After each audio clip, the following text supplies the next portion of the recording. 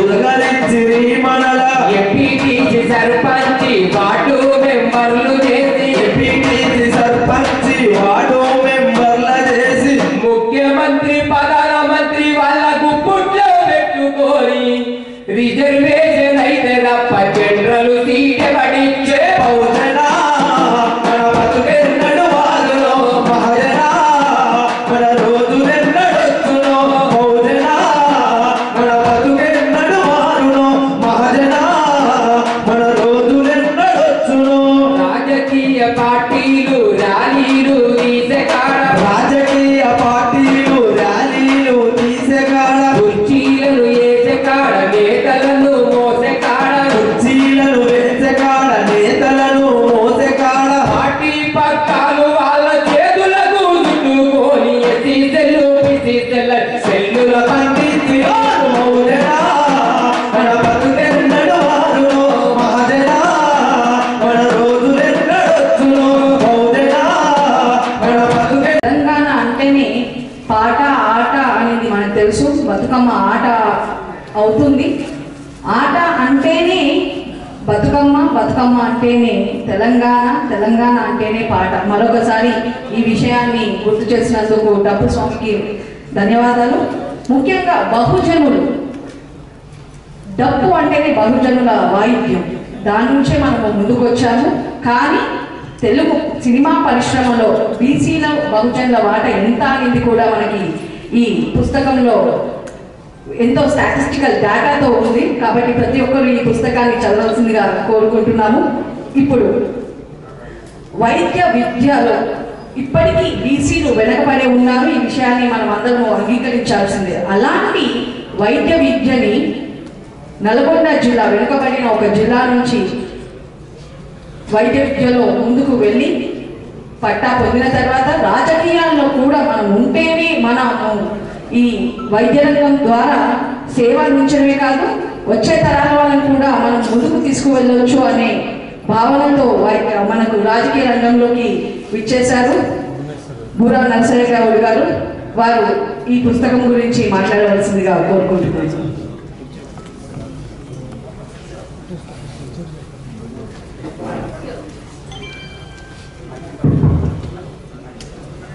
బీసీల ఐక్యత గట్టిగానే, బీసీల ఐక్యత, బీసీల ఐక్యత. ఈరోజు మాజీ ఐఏఎస్ మరియు చిరంజీవి గారు బీసీ ఇంటలెక్చువల్ ఫోరం అధ్యక్షుడు ఎంతో శ్రమతో హిస్సా ఇజ్జత్ హుకుమత్ అంటే తెలుగులో వాటా, ఆత్మగౌరవం, అధికారం, బీసీ రాజ్యాధికార సిద్ధాంతం పుస్తకం రాసి ఆవిష్కరణ సభలో పిలిచినందుకు వారికి మనస్ఫూర్తిగా ధన్యవాదాలు తెలియజేస్తూ మాట్లాడే ముందర వారిని మనస్ఫూర్తిగా సన్మానం చేయాలని కోరుకుంటున్నాను. ఇంకా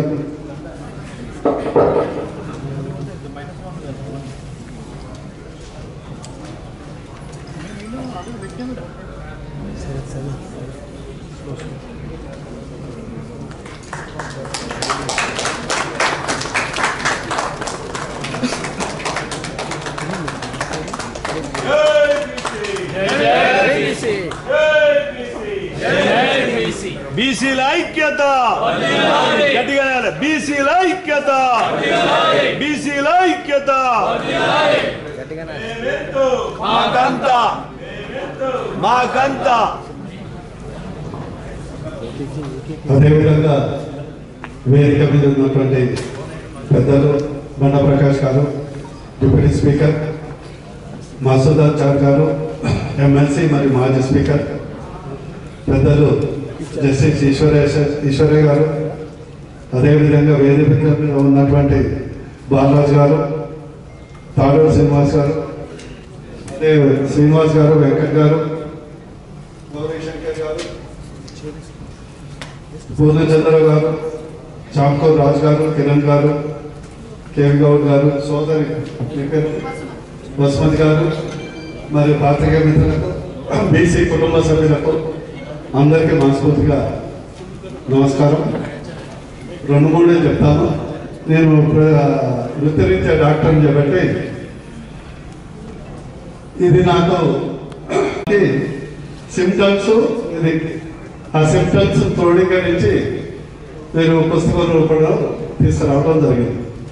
నిజంగా ఇది చూస్తుంటే నాకు ప్రొఫెసర్ తెలంగాణ ఉద్యమంలో ప్రొఫెసర్ జయశంకర్ గారు ఒక గాయత్రి మంత్రం చెప్పేది. ఏంటంటే భావజాల వ్యాప్తి, సంఘటిత ఉద్యమం లేదా సమాంతర ఉద్యమం. ఇప్పుడు బీసీలు కూడా అవలంబించాల్సిన అవసరం సేమ్ ప్రిన్సిపల్ ఉందని ఈ సందర్భంగా మీకు మనం చేస్తున్నాను. ఒక విధంగా నాకు చిరంజీవి గారు తెలంగాణ ఉద్యమానికి మన జయశంకర్ గారు ఎలానో బీసీ ఉద్యమానికి చిరంజీవి గారు ఆలోచిస్తున్నారని నేను భావిస్తున్నాను. ఇక ఊరికే నాకు ఎప్పుడు అనిపించేది ఏంటంటే రాజకీయాలు వచ్చిన తర్వాత అధికారం అడుక్కుంటే రాదు, అధికారం అడుక్కుంటే రాదు, పోరాడుతూనే వస్తుంది. ఈ లాజిక్ మర్చిపోతే ఎవ్వరు కూడా ఈవెన్ మనం అధికారంలో వచ్చినా కూడా మాకు అధికారం ఏమంటే వేరే వర్గాలకు ఇవ్వాలి. ఇది ఫండమెంటల్ లాజిక్. సెకండ్ ఏంటంటే నాకు ఆశ్చర్యం వేసేది జనరల్గా ప్రపంచంలో మైనారిటీ రిజర్వేషన్ అంటారు. మన దురదృష్టం ఏంటంటే 56% ఉన్న రిజర్వేషన్ గురించి ఆరాటపడతాం. 56% ఉన్న వాళ్ళు రిజర్వేషన్ కొరకు ఆరాటపడతాం. అంటే ఎక్కడో మనలో ఒక లోపం ఉంది. శాసించేది పోయి ఎప్పుడు యాచించడమే జరుగుతుంది.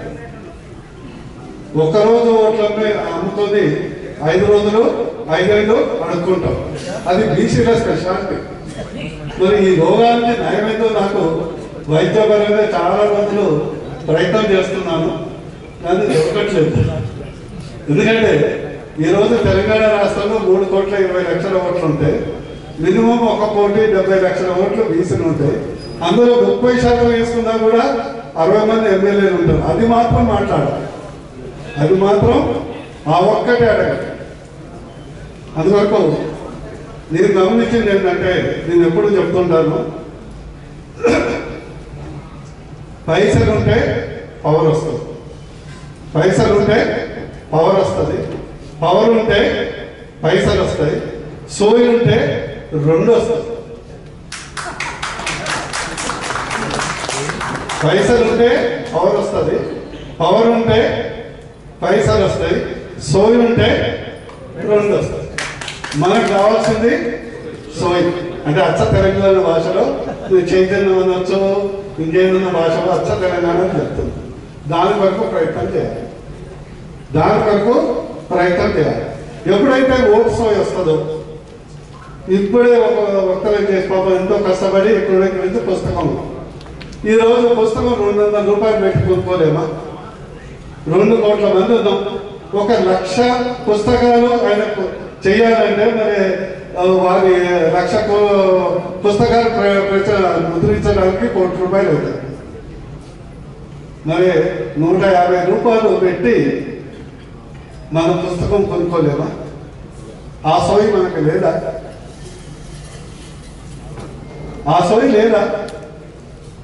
అదే మనం పార్టీ మీటింగ్లు అయితే సొంత వెహికల్స్, సొంత పైసలు, సొంత సర్దీలు పెట్టుకొని, సొంత ఫ్లెక్సీలు పెట్టుకొని పోతాం. కానీ మనకరికి వస్తే ఎవడు మీటింగ్ పెడతాడు, ఎవడు తిండి పెడతాడు, ఎవడు వెహికల్స్ పెడతాడు, ఎవడు డిఏ ఇస్తాడు, ఎవడు టీఏ ఇస్తాడు. ఇక రాజ్యాధికారం ఎక్కడ వస్తుంది?